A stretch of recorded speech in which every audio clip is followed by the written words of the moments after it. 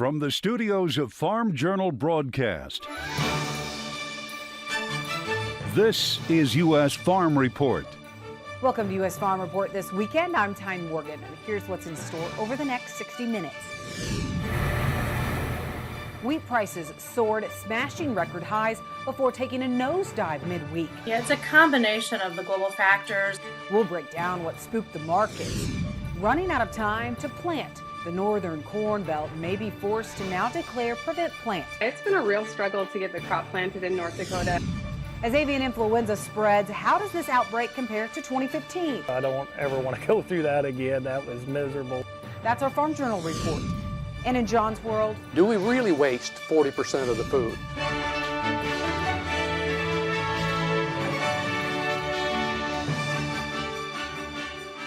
Well, another weekend brings a record high for gas prices as well as diesel prices. That's as a possible diesel shortage weighs on producers' minds.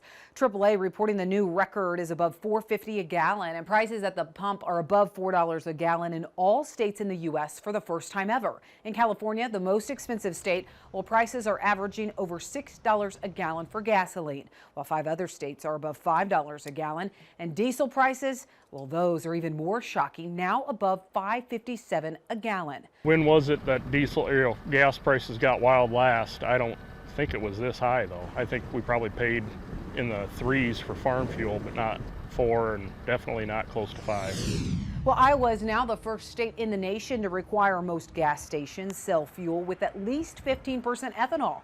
Republican Governor Kim Reynolds signing it into law this week. Reynolds calling it a victory for Iowa farmers and biofuels advocates. It's estimated the ethanol industry consumes about half of Iowa's corn crop.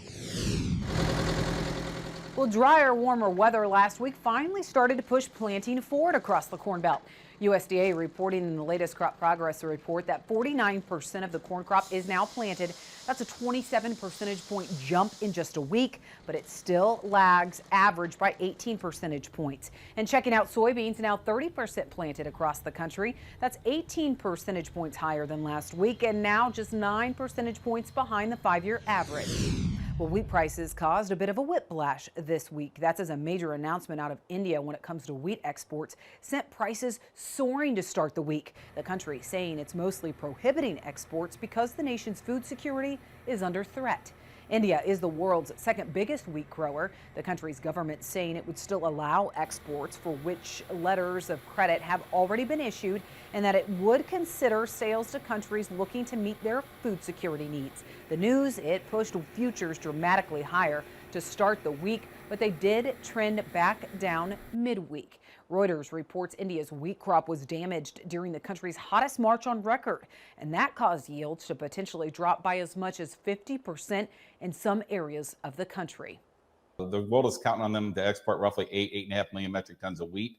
They've so far shipped somewhere between 2.5 million. So now that they're not in the marketplace, plain and simple, roughly 5 million metric tons of wheat, if they do not come back out into the export market, the world has got to find a different supplier. And the reality with the war going on in the Ukraine, losing the Ukraine wheat exports already, it's already making a very tight situation before the exit of the Indian market exporters, an even tighter situation. Well, drought has been the story here in the U.S. when it comes to wheat, and now many producers impacted by drought and wildfires are getting some relief. USDA saying commodity and specialty crop producers impacted by natural disasters last year and the year before will soon be getting emergency relief payments totaling $6 billion through WIP Plus. It estimates the first phase of payments will reach more than 220,000 producers. The first phase will cover losses to crops, trees, bushes, and vines. More information is available on the Emergency Relief Program website. Well, updating you on efforts to move grain out of Ukraine, Poland's ag minister is saying the war-torn country's grain exports could be routed through Poland. Poland's ag minister speaking in Warsaw alongside U.S. Secretary of Agriculture Tom Vilsack. Vilsack in Europe this week to discuss with other G7 ag ministers the ongoing impacts of Russia's invasion of Ukraine. The ministers issuing a communique. That included a condemnation of the invasion by Russia of Ukraine, a condemnation as well of the use by Russia of hunger as a weapon, and the fact that Russian soldiers have also been responsible for the theft of grain in the southern part of Ukraine, all of which we roundly and very specifically condemned. a recognition in that communique of the importance of frictionless trade and the need for all of us to continue a commitment to sustainable productivity. It's important and necessary to note that we are dealing with food security issues because of the disruption of grain production in Ukraine and export of grain and oils previously produced in Ukraine. The Wall Street Journal reporting the UN Secretary General has asked Russia to allow the shipment of some Ukrainian grain in exchange for helping facilitate Russian and Belarusian exports of potash. All right, that's it for the news. Well, after a massive warm up again this week, frost and freeze warnings are taking over this weekend.